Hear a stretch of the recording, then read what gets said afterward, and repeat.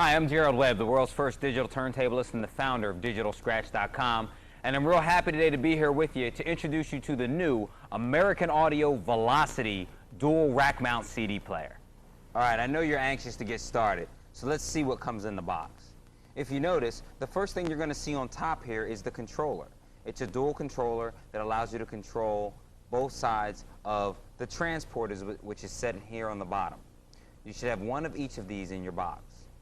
In addition to that, you'll have a bunch of cables. We're going to start with the 1/8" mini jack cable. You will have two of these, which can be used to use the flash start feature of the Velocity. Next, you'll have two control cables that look like this, one for each side of the Velocity. You'll also have a power adapter for the Velocity that looks like this. And last but not least, you'll get two sets of RCA audio wires. Now let me show you how to set this all up. Now let's look at the back panel of the transport of the Velocity.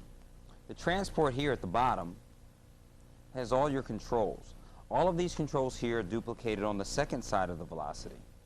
We also have this paired with our new American Audio DX5 mixer, and you can see the back panel controls for that. We're showing that so that we can show you where all the wires are going to go and help you with setup.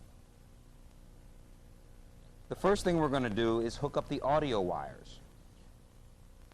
Those are the ones that look like this. They're called RCA cables and they come with red and white ends.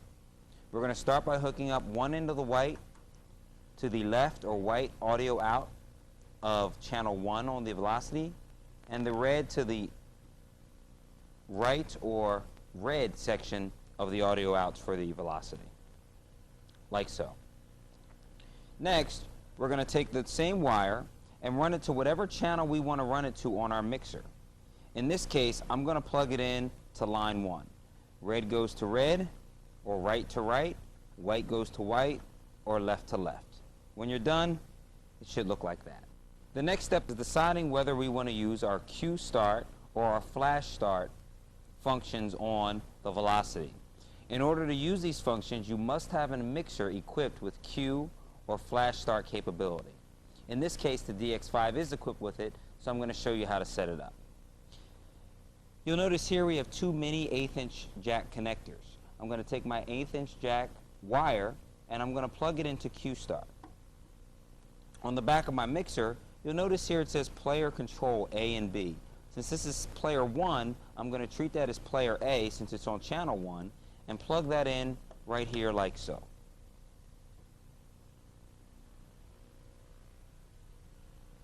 You can also opt to put this into the flash start. The difference between Q and flash start is Q start allows you to cue your CD player to play right from the crossfader of the mixer, while flash start allows you to cue whatever flash point you used on the Velocity last using your crossfader on your mixer. Once again, your mixer must be equipped with Q and flash start capability in order for the Velocity to work with this. Next, we're going to plug our power cord into the Velocity. Shaped like this, and we just plug it in directly as so. The other end of our power cord, once we are completely done our setup and not before, will be plugged into an AC outlet. Now I do want to mention we've shown you the setups on side 1 of the Velocity. We have to repeat the audio setup, and if we choose to use the flash setup, on the left side or for player 2 of the Velocity. We also have to hook up our control cables. The control cables allow the transport of the Velocity to communicate with the remote 4-space controller. The control cable looks like this, and we're going to take one end and plug it right into where it says control to unit 1. We take the other end and plug it to the back of the control unit where it says connect to control unit 1, like so. You just want to push in and it will click into place for you. Again, you will repeat this process for the control wire for the second side or player 2 of the Velocity. Be careful to make sure that you connect the control wire from unit 2 side of the controller to unit 2 side of the transport and don't mismatch them. Those are the setups on the Velocity. The Velocity is packed full of great features, and we're not going to waste a lot of time talking about them right now. I'm just going to run you guys through them so that we can get you up and running with your Velocity right away. So let's check it out. As we look down at the Velocity, the first thing we're going to look at is the controller. It's a 4-space controller, and it's split into 2 halves. The 2 halves, the left side and the right side, are identical. One controls CD player 1, the second controls CD player 2. We're going to concentrate on the right side for right now, but again, all of the features on the right side are duplicated on the left. As we look down at the controller, the first thing I want to call your attention to are the track buttons. These 2 buttons allow you to scale through the tracks. You can go forward or backwards. Now, if you hold the button down, it'll scale through the tracks at a faster rate, or you can hit the buttons and skip 1 track for each time you hit the button, forward or backwards. The next 2 buttons I'm going to call your attention to are the cue and play pause buttons. If you notice, both of these buttons are backlit. This allows you to see them easily even in a dark nightclub. The first thing that the play pause button does is just by looking at it, I know what mode I am in the CD player. When it's flashing, I know that I'm in pause mode, and I can verify this by looking up at my display and seeing the pause symbol flashing in the display. I can also look at my time signature and see that it's not moving at all, which tells me that the CD is not playing. If I push the play button itself now stays solid. And when it's solid, I know that it's actually playing. If I look in the display, I see the play indicator, and I can also see my timing move. That way I know that the CD player is playing. If I hit play again, it brings me back to the pause mode and holds right at that spot on the CD where I hit pause. Now the cue button allows me to do a couple of things. The cue button allows me to first, if I hit it, go back to my cue point, which is at the beginning of track 19 in this case. If I hold the cue button down, it allows me to preview what's on my CD. As long as I hold the button down, I can do a preview. When I pick my finger up, you notice the music stops immediately. And I can do that as fast as I want.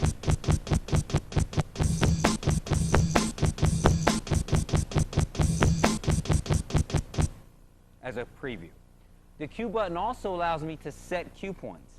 How I can do that is, if I'm in the play mode, I'm going to let it play until I find what point I want to set as my cue point. I'm going to hit pause when I get close to it, and then I'm going to use my wheel here to search through. In this case, I'm going to cue right up to that snare, so I'm going to get right to the beginning of that snare. I'm going to hit play, pause, and then cue real quick, and it'll save that as my new cue point, like this. Now, as I hit the cue button, I'm previewing my new cue point, which is right on that snare. And if I hit play, it'll start right from that cue point as well.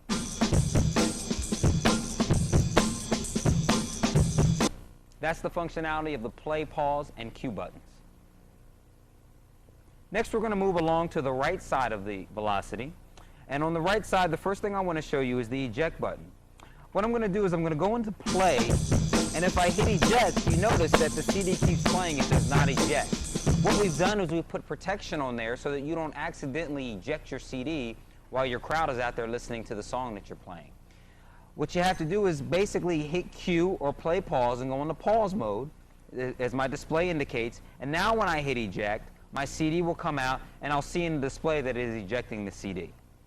When I put another CD in, it says loading, and will load up my new CD. The next thing I want to call your attention to is the pitching controls. The first thing you'll notice is a large slide. That slide allows us to control the pitch of the music. But before that slide will work, we actually have to turn our pitch controls on. If you notice directly below the slide, there's a button here that says on and off. If I press that button, it lights up and lets me know that I have engaged my pitching controls. Now when I slide the slide, I will notice in my display a change in the amount of pitch, whether it be positive or negative. Now what I can do is I can actually hold this button down when it's on and press the plus button directly below it, and it will toggle through the different pitch ranges that we've provided. You have plus or minus 4%, plus or minus 8%, plus or minus 16%, or hyper pitch, which is plus or minus 100% pitch. In plus or minus 4%, you'll notice it's represented by a red light. If I toggle up at plus or minus 8%, it's located by a light orange light. If I press it one more time, plus or minus 16 is represented by a brighter orange light. If I press it one more time to plus or minus 100%, it's represented by a flashing light orange light. That way, with just a glance, I can tell what pitch range I've already selected. And if you notice when that's flashing or plus or minus 100%, as I slide my pitch back, it goes to negative 100. As I slide it forward, it goes to positive 100. Now the next thing right below that, that plus button we just used, also has another purpose. It has a plus and a minus button right next to it, and what that allows you to do is get momentarily shifts in the pitch of whatever you're using. I'm going to toggle to pitch range of plus or minus 16% and go ahead and hit play.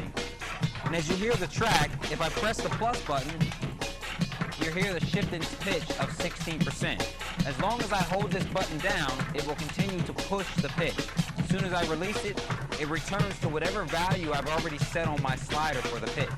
If I hit the negative button, it will do the reverse and slow the pitch down as long as I hold the button down. As soon as I release, it returns to whatever pitch I've set on my slider.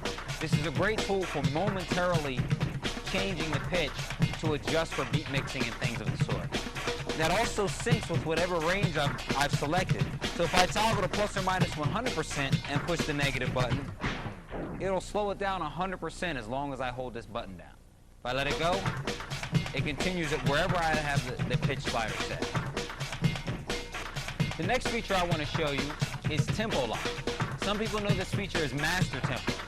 What Tempo Lock allows you to do is to change the tempo of the track without affecting the pitch of the instrumentation. The first step in using Tempo Lock is to turn it on. Right next to my pitch on and off button, I see another button called Tempo Lock. I press that and it lights up in red to let me know that the Tempo Lock feature has been selected. For the demonstration, I'm actually going to toggle to plus or minus 16% so that you can hear the difference. Now as I slow this track down, you will hear a shift only in the tempo and no shift in the instrumentation. If I speed it up, you hear the same pitch of the instruments, but you do hear a shift in the tempo only. Same pitch there as there is there, only a change in tempo. This is a great feature for mixing and allows you to expand your mix range and mix songs together that you never before would have been able to mix, because when you shifted them, the pitch would have sounded so bad you wouldn't have wanted to mix them together for your audience. Those are the pitching controls. Now there's one other way that you can shift the pitch on using the velocity. It's using your jog wheel here. If I turn this wheel backwards, you'll hear a shift in pitch backwards. Forward, I'll get a pitch, push, or an increase in my pitch. So if you don't like using the buttons, you can use the wheel to get momentarily shifts in pitch. As soon as I stop turning the wheel, the pitch returns to wherever I have it set on my slider. Those are the different ways you can manipulate pitch utilizing the velocity. And with the different pitch ranges, the plus or minus buttons, and the jog wheel, it really gives you the ability to take complete control over your music. From the pitching controls, we're going to move back over to the left side of the controls for the velocity, and I'm going to show you about the seamless looping that they've incorporated. Basically, this button here allows you to set the end point of your loop, and the second button here that says out allows you to set the out point of your loop. And then we have a small button here that's called reloop, which will allow you to go back to that loop you set at any point in the music. So let me show you how it works. I'm going to go ahead and hit play, and where I want my loop to start, I'm going to hit the end button. And then when I want my loop to end, I'll hit out. If you notice, in my display, loop comes up and it's flashing, letting me know that the loop is playing. And here, my loop in and out button are both flashing, letting me know that the loop is playing as well. If I want to release that loop, I can just hit the out button. You can also see in the display that the loop starts at 156, goes down to 151, and then starts over. If I hit out, my buttons stop flashing, my loop stops flashing, the loop line stays up in the display, letting me know that I do have a loop and that it's ready to be re-looped at any time that I might choose. Now if I want to go back, All I have to do is hit reloop, and it goes right back to that loop. My lights start flashing, and again, they're backlit so that I can see this very clearly in a dark nightclub, and it makes it really easy for me to control my music utilizing looping. Those are the looping controls on the Velocity. Now we're going to take you through the effects that are built into the Velocity. The Velocity has a multitude of effects built into it that allow you not only to just do one effect, but you can actually do multiple effects at the same time. Let's check it out. As you look down at the unit, we'll notice that there are a row of buttons that are in a semicircle across the top of the jog wheel. The first effect that we're going to start with, I'm going to start on the right side, and we're going to start with reverse play. What reverse play allows you to do is to play any portion of the song or the entire CD in reverse. So I'll start playing forward by hitting play. As soon as I hit reverse, you hear it in reverse. If I hit reverse again, it plays forward. If you notice, when I press the reverse button, it illuminates red, letting me know that I'm in reverse play. You'll also see that the play indicator flashes, letting me know that I'm playing in reverse. When I play forward, it stops flashing, and my red indicator on the reverse play button go out. Again, you can play any portion of the song, whether it be 1 second or the entire CD in reverse. It's all up to you. As we move to the next button, our next button is our Effects Select button.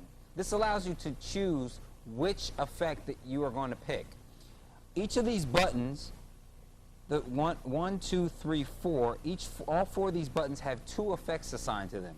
One on the top row and one on the bottom row. The Effects Select button allows you to choose whether you are picking from the top row of effects or the bottom row of effects. When it is in amber in color, you're choosing the effects that are across the top. Across the top you have scratch, filter, echo, and transforming. Across the bottom you have skid, phase, flange, and panning. Whenever you see amber, you're going to be choosing the top of whatever effects you choose. If I toggle the switch, it turns red. When it's red, I know that when I press any of these effects, I'll be choosing my bottom effect. In this case, I'll be choosing flange. If I change it back to amber and press it again, now I'm choosing echo on that same button. You can use any combination of these buttons, but you can only use one effect for each button at a single time. Now let me show you how some of the effects sound and work. I'll go ahead and hit play. I'm going to start over here with our automatic transforming. And you can hear it cutting the signal. If I toggle that, you can use it to do panning, where it'll pan your audio program from left to right. Next, we move across and use echo, and you can hear the echo. If I toggle the switch, now I'm using flange. As we move across, the next thing I'm going to do is use filter, and you can hear it filtering the music. If I toggle the switch, now I'm using phase. The last effect that we're going to show you is our scratch modes. If I turn this button on here, it tells me that I'm in normal scratch mode. What that means is when I hit play, as soon as I touch this wheel, the music is going to stop, just as if I put my hand on a vinyl record. I can then search the music manually or scratch it. And you can see how well it holds the cue point. No slippage, no movement of the cue point at all.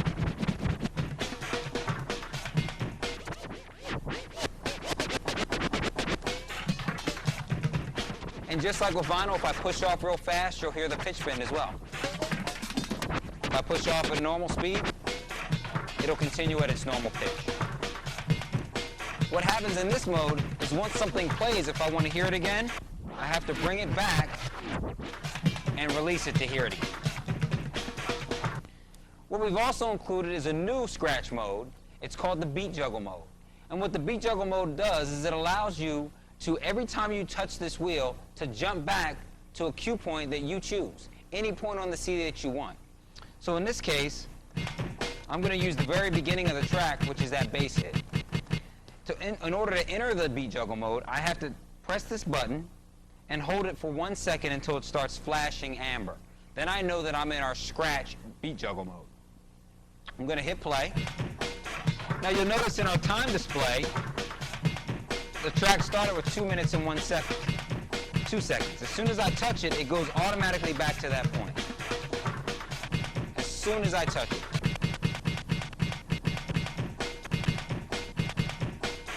No delay, and it's instantaneous. I can still scratch that in the beat juggle mode. And if you notice, it's back right at the beginning of my track. I can fast forward. It doesn't matter where I am in the track. I'm over a minute into the track, and as soon as I touch it, it goes right back to the beginning, which is the cue point that I set. If I want to set a new cue point, I can set it, and it'll jump back to that new cue point. In this case, I'll do it with a snare. Now that I hit the end button to set that snare as my new cue point, every time I touch the wheel, it jumps right back to that snare.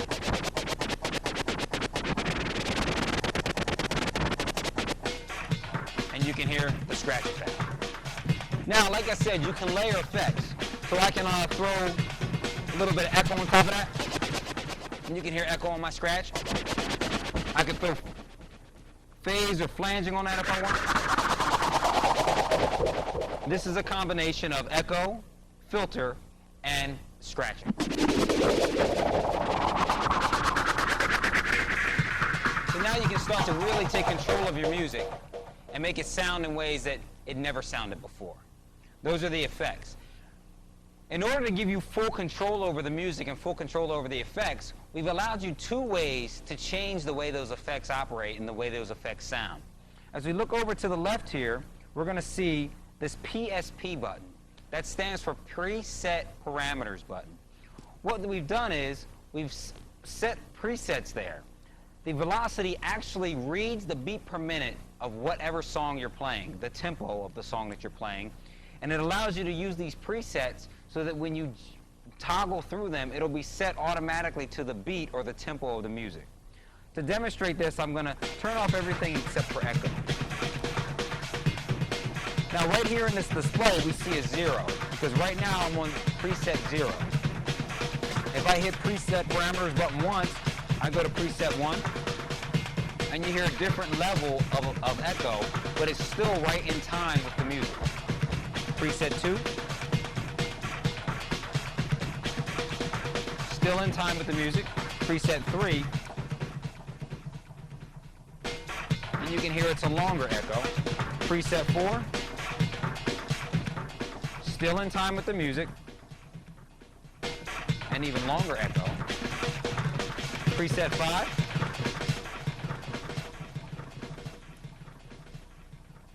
and it's a longer delay on the echo. And preset 6, and that's a very long delay on the echo. Now you can do these preset parameters for each of the effects. Or, if you like, you can change them manually using these parameter knobs.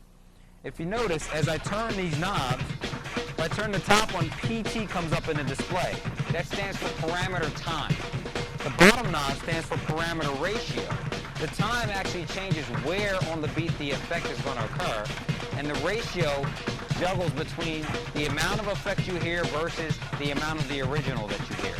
I can change these manually if I want, or use my preset parameters. Now when I'm using my preset parameter, when I'm doing it manually, if I change the parameter, it's only going to hold that parameter momentarily. If I want it to hold it permanently, I have to press the hold button, located right at the center of the top of the jog wheel. Then when I change my parameters manually, it'll save those settings for me. This gives you complete control over the effects and how they work.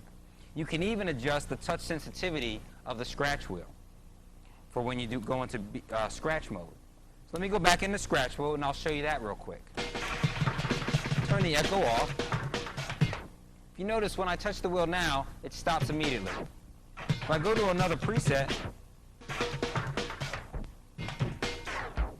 you hear a little bit of a drag. And in a long, almost like a wind down of a turntable. So now you can control the way this gear functions so that you have more control over your music and your performance. So what do you think? That's the touch-sensitive interactive jog wheel on the Velocity, coupled with the effects processor to give you more power than you ever imagined from a CD player or a turntable. The Velocity also allows you to set multiple cue points, or what we like to call flash points, that you can jump to instantaneously with no delay at any point during the playing of the CD. Let me show you how that's done. So you look down at the unit, we'll notice we have 3 buttons here in the middle that say Flash 1, Flash 2, and Flash 3. You can set 3 flash points for each side of the CD player, giving you a total of 6. In order to set them, we have to first start by setting a cue point. In this situation, I already have a cue point set, which is right at the beginning of track 12. So if I want to save that to Flash 1, I'm going to press this memory button. It'll illuminate in amber, and then pick which one of these flash buttons I want to set that on. In this case, I'm going to choose Flash 1. As I choose Flash 1, you'll see Flash 1 starts flashing, letting me know that I've saved a cue point there. Now, while the CD player is in pause mode, the flash button works very similar to the cue button and allows me to preview whatever's on that flash button. So by pressing this button, I can hear what flash point I have saved there. Now, what I'm going to do is I'm going to go to another track on the CD. Okay? But if you notice, if I hit Flash 1, it jumps back to that flash point which is on track 12 immediately. And since the CD player is in play mode, as soon as I hit that flash button, it continues to play right from that point. So let's go back to track 14. Let's set another flash point, but I'm going to show you a shortcut to do that. If I want to slowly hit the cue point, all I have to do is hit the end of the mic. It'll set that cue point. Now, if I hit Q and preview it, that snare is my new cue point. What I'm going to do is hit memory and set that snare from track 14 on Flash 2. Flash 2 starts flashing, letting me know that it saved my cue point. Let's preview that one. So now, if you notice, in the display you see 14. If I push Flash 1, you see 12.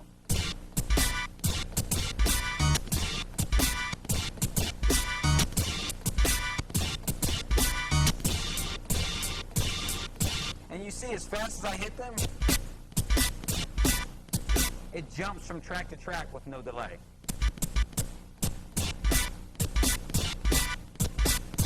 I can even go to another track.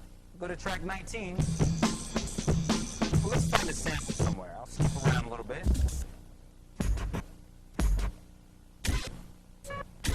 It ain't over till the fat lady sings. All right, let's go to the beginning of that track. It ain't over. It ain't over till the fat. All right, so I'm going to save that as my third flash point. It ain't over. It ain't over. It ain't over. It ain't over till the. It ain't over. And you notice it jumps with no delay right to whatever cue point I've set. Now that I have those 3 flash buttons lined up, I can actually go to any other track, and no matter where I am, look back to me. It ain't over.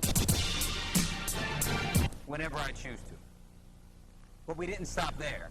We've also given you the ability to play those flash points even after you've ejected the CD by building a sampler into the Velocity. As you look at the center of the Velocity again, we notice we have our 3 flash points. Just above that, we have a button that says Sampler. If we press that button, it will play these flash points as samples instead of jumping to those points on the CD. So even if the CD is playing, I can overlay those flash points as samples now. Or I could just eject the disc, and you'll notice in the display, eject comes up. Pull the disc out, you'll see it says no disc. Now, with the sampler light lit, it'll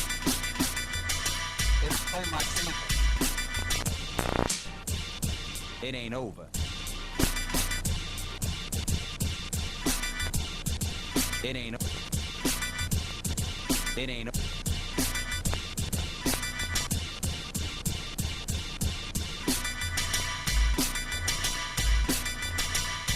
If I turn the sampler button off, it'll stop playing those samples. Now, if the CD player is in continuous mode, it will cycle those samples over and over again. So if I turn on the sampler and hit flash 2, it'll just keep playing that over and over and over again. However, if I toggle the single continuous button in the player, it'll only play that sample one time. And then wait for me to cue it to play again by pressing the flash 2 button.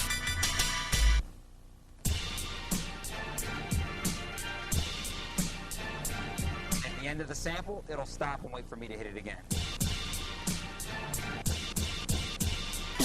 And in continuous mode, you see here, it'll just play that loop over and over and over again. If I turn off the sampler, it ceases to play. Now I can put a disc in, completely different disc or the same disc, or go to a different track or whatever I want to do, and overlay those. So I'm going to start by putting on a sample track here. So while these samples are playing, I turn the sample on and go, What you got? Here we go. Theoretically speaking, it could be possible to scratch CDs, though highly unlikely. so now what you got? Here we go. Theoretically speaking, it could be possible to scratch CDs,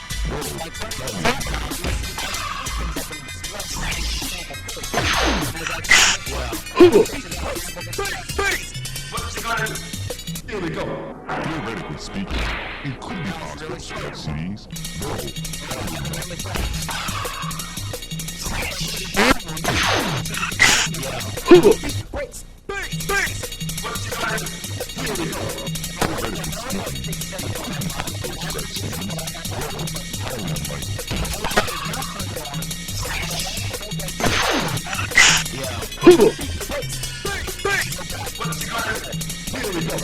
Theoretically speaking, it could be possible to scratch CDs, highly unlikely.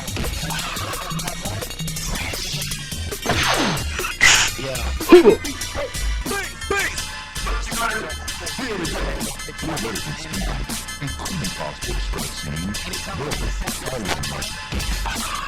I just press my CD is so now you have a sample built into your CD player. Here we go. Theoretically speaking, it could be possible to scratch CDs, though highly unlikely. As I mentioned earlier, the Velocity has incorporated 2 beat per minute counters, one for each side of the velocity, and it will automatically take the BPMs or the tempos of the songs that you're playing. For those of you who don't know, BPM is short for beats per minute. It's the amount of times you hear the beat during 1 minute at a time, and it's generally the way DJs know what will mix as far as tempos. Something that's 130 generally won't mix with something that's 100 beats per minute. So generally when you mix, you want to mix within a certain range, and that's what beat per minute is used for. In this case, we use the beat per minute not only to give you an aid in mixing, but also so that it can sync directly to our effects and do the effects right in time for you. Let me show you the beat per minute counter. If you notice in the display, it says auto BPM. If I'm going to go ahead and pick a track here, let's see, let's go to track 12 again. And all I have to do is in the center of the player here, hit my BPM button, and in this flow, where it used to show my pitch, it now shows the beat per minute of this song, or the tempo of the song, is 90 beats per minute. If I hit the BPM number once again, it'll show me my pitch. Turn my pitch on. I'm going to speed that up. If I hit BPM, you notice it went from 90 to 93. If I slow it down, BPM again, so you get it slowed down to 87. And it does that automatically.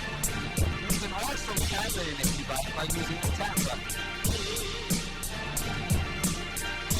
I'm going to tap double time so you can see the change.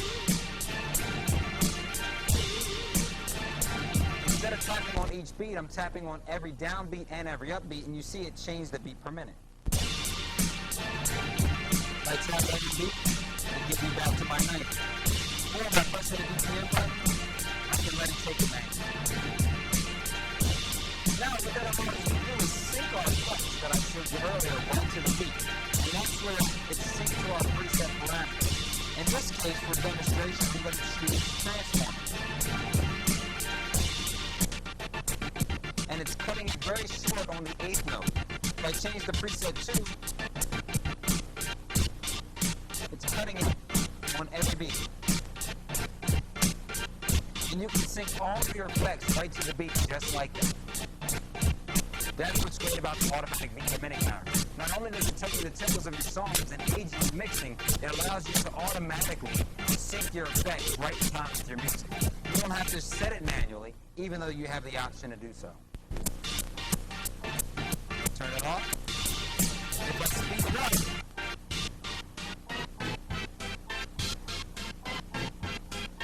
it stays right in time with the new tempo, the effect, utilizing the BPM, auto BPM, and the preset parameter. Pretty cool, huh? And last but not least, I just want to mention the time button on the Velocity. Each side of the Velocity has a time button, and what that allows you to do, it allows you to juggle between the total amount of time left on the CD, the amount of time elapsed on the song that's currently playing, and the amount of time remaining that's currently playing. So now you can know at any given point how much time you have left on your complete CD, how much time you have left on that song, or how much time has elapsed in that song. And that can help you as well in knowing when you want to mix. That's it, guys. I hope you have fun with the Velocity. I'm Gerald Webb, the world's first digital turntablist, and I was glad to spend this time with you. All right, yo, check it out. Check out my man, DJ Skills. The baddest DJ out of Vegas, right? You the baddest DJ out of Vegas? Yeah. All right. Originally from New York, though. But, yo, do it to him old school style. Like, kick it old school. Old school. Don't call it a comeback. Don't call it a come. Don't call it a come. Don't call it a come. Don't call it a come. Don't call it a come. Don't call it a come. Don't call it. Don't call. Don't call. Don't let it cut us off. Making the tears rain down like a mom. Down like a mom. Down like a down like a down like a mom. Down like a mom. Down down mom. Down like a mom. Down like a mom. Down like a mom. Down down mom.